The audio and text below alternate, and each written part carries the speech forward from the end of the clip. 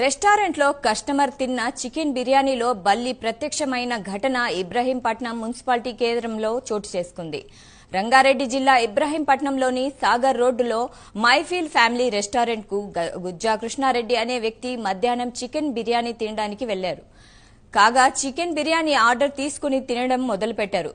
బిర్యానీలో బల్లి కనిపించడంతో కృష్ణారెడ్డి ఒక్కసారిగా షాక్ అయ్యారు.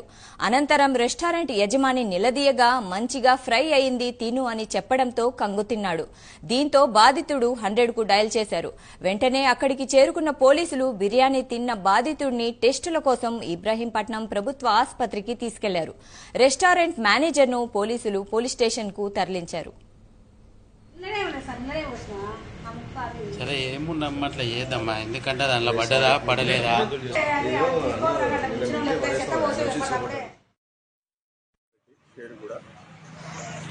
నేను ఇబ్రహీంపట్నం మండల ఆఫీస్లో చేరుతాను నుండి ఇబ్రహీంపట్నం వచ్చిన కొంచెం లేట్ అయిందని అన్నం తిన్నామని మైఫిల్ బిర్యానీ సెంటర్ పోయినా. అక్కడ తిన్నాను. సగం తిన్న తర్వాత ఆ బిర్యానీ ప్లేట్లో బిర్యానీ రైస్లో బల్లి వచ్చింది, బాగా ఉడికిపోయిన బల్లి.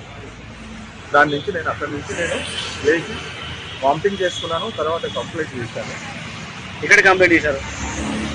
నేను ఫస్ట్ ప్రెస్ వాళ్ళకి ఇంటిమేషన్ ఇచ్చాను.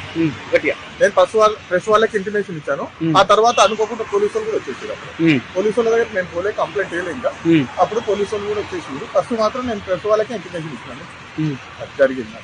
ఆ తర్వాత నేను హాస్పిటల్ పోయి టెస్ట్ చేయించుకున్నా, టాబ్లెట్ రాసిన తర్వాత నేను మోషన్స్ అవి అలాంటివి ఏమన్నా అయితే వచ్చి అడ్మిట్ కామన్నాడు. ఏ హాస్పిటల్కి వెళ్ళారు? లిమ్స్ హాస్పిటల్ పోయినా అడ్మిట్ అయ్యాను.